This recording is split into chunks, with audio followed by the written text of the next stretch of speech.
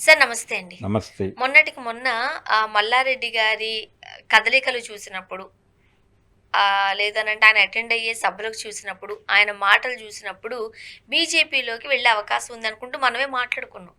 కానీ ఏంటో నిన్న అనూహ్యంగా ఇంకొంత మార్పును మనం చూసాం. రేవంత్ రెడ్డి గారి సభకు ఆయన హాజరయ్యారు.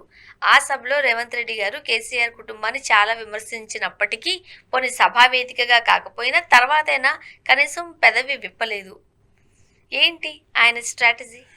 ఏ కాంగ్రెస్‌లోకి వెళ్ళబోతున్నారా? అంటే ఆ వేదిక మీద కనిపించడం ఒక విచిత్రం అయితే, అంతకు ముందు జరిగినటువంటి సరూర్ నగర్ హ్మ్. బీఆర్ఎస్ మీటింగుకి ఆయన హాజరై ఉండవలసింది. వెళ్ళలేదు. ఎందుకంటే ఆయన ఒక ఎడ్యుకేషనలిస్ట్ కూడా. ఆయన ఒక విద్యా సంస్థ నడుపుతున్నాడు. నిరుద్యోగానికి సంబంధించినటువంటి వ్యవహారం అది. యువ గర్జన లాంటిదేదో ఏర్పాటు చేశారు వాళ్ళు. ఏర్పాట్లు చేసినప్పుడు విద్యార్థులు, ఉద్యోగాలు, ఉపాధి కల్పనకి సంబంధించిన చర్చ జరిగింది అక్కడ. ఆ చర్చలో మీరు కూడా యాక్టివ్గా పాల్గొనాల్సిన బాధ్యత ఉంది కదా. ఒక ఎడ్యుకేషనల్ ఇన్స్టిట్యూషన్ ఉంది మీ పేరుతో. ఎందుకు పట్టించుకోవట్లేదు? 3-4 ఇంజనీరింగ్ కాలేజీలు ఉన్నాయి పైగా మీకు. మీ ప్రధాన వ్యాపారం విద్యారంగమే అయినప్పుడు మీరు వెళ్ళి అక్కడ నిలబడాలి కదా. మీ విద్యార్థుల తరఫున మీరు గొంతు విప్పుంటే వాళ్ళకి ఏమన్నా ఉద్యోగాలు వచ్చిండేవేమో. అది మానేసి వెళ్ళి ముఖ్యమంత్రి గారు వేదిక మీద కూర్చొని ఆయనేమో తానున్న పార్టీని బీఆర్ఎస్ని, కేటీఆర్ని టార్గెట్ చేస్తూ చాలా కొంచెం వాడకూడని పదాలు వాడుతూ కూడా మాట్లాడారు రేవంత్ రెడ్డి గారు. అవన్నీ కూడా చాలా సహనంగా వింటూ కూర్చున్నాడు ఈయన. బీజేపీలోకి వెళ్తాడు మల్లారెడ్డి అని ప్రచారం ఉంది. మనం కూడా మాట్లాడాము. కానీ ఇప్పుడు బీజేపీ కంటే కాంగ్రెస్లోకి వెళ్తాడేమో అని అనుకుంటున్నారు. కానీ కాంగ్రెస్ పార్టీ ప్రస్తుత పరిస్థితి అయితే బాలేదు. వాళ్ళు వచ్చే ఎన్నికల్లో గెలిచే పరిస్థితులు కనిపించట్లేదు. ఏ ఎమ్మెల్యేకి కూడా సరైనటువంటి ట్రాక్ రికార్డు ఎస్టాబ్లిష్ కాలా ఇప్పటిదాకా. ఇప్పుడు ఎన్నికలు జరిపినా కానీ వాళ్ళు గెలవడం కష్టమే. కనుక ఆ మేరకు వాళ్ళు బదనామై ఉన్నారు. ఆ బదనామై ఉన్న అనుకుంటున్న వాళ్ళు నిజానికి వాళ్ళకి ఆ స్పృహ ఉందో లేదో కానీ ప్రపంచానికి వాళ్ళు బదనామయ్యారనే విషయం అర్థమవుతోంది. ఈ టైంలో వాళ్ళతో ఎలా కలుస్తాడు ఈయన?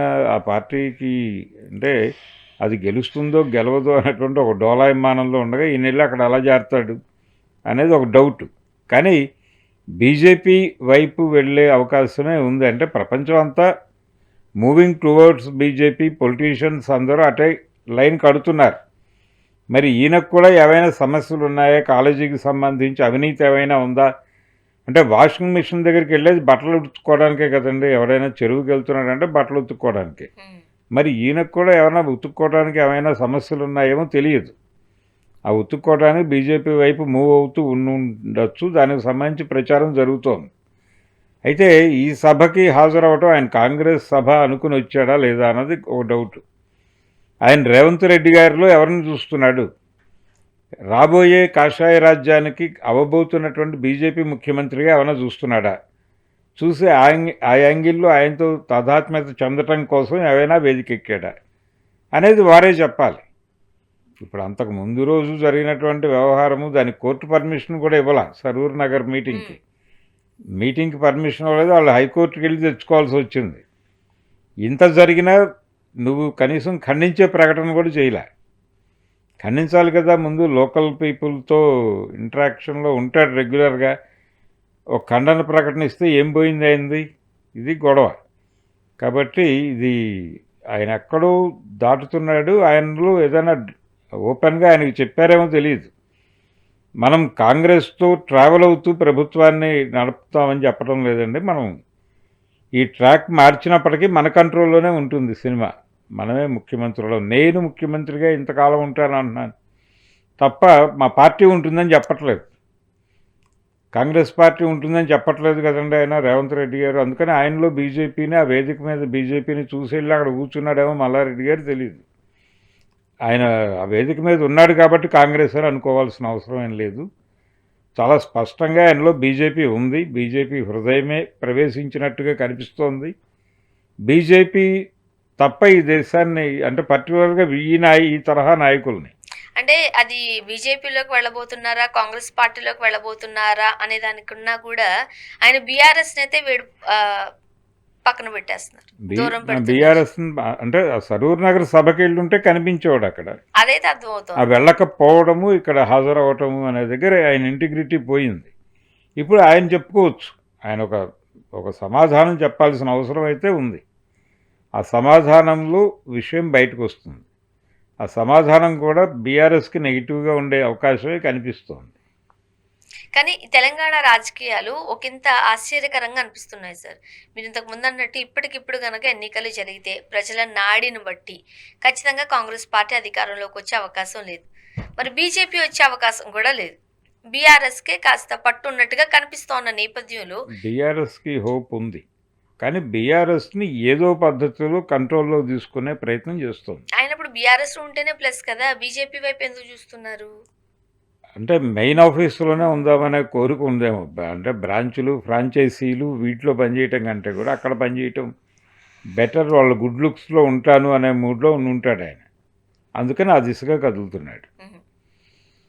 ఆయన బీజేపీనే చూసుంటాడు రేవంత్ రెడ్డి గారి ఉపన్యాసంలో అని బలంగా అయితే నేను అనుకుంటున్నాను. ఇప్పుడు మల్లారెడ్డి గారు ఇప్పుడు ఈ టైంలో ఈ స్ట్రాటజీ ఏంటి?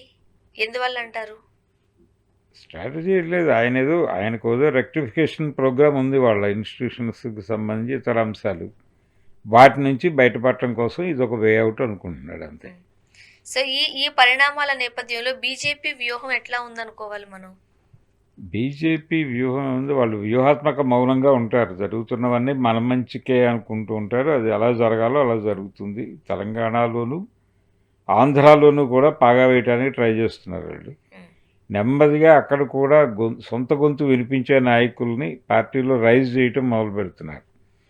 నెమ్మదిగా వాళ్ళ క్లైమ్ మొదలవుతుంది. ఇక్కడ ఆల్రెడీ మొదలైంది, నడుస్తోంది. వాళ్ళ ఆస్పిరేషన్లో ఉన్నారు. వచ్చే ఎన్నికల్లో మేము ప్రభుత్వాన్ని ఏర్పాటు చేస్తున్నామని కాన్ఫిడెంట్గానే చెప్తున్నారు ప్రధానమంత్రి గారు.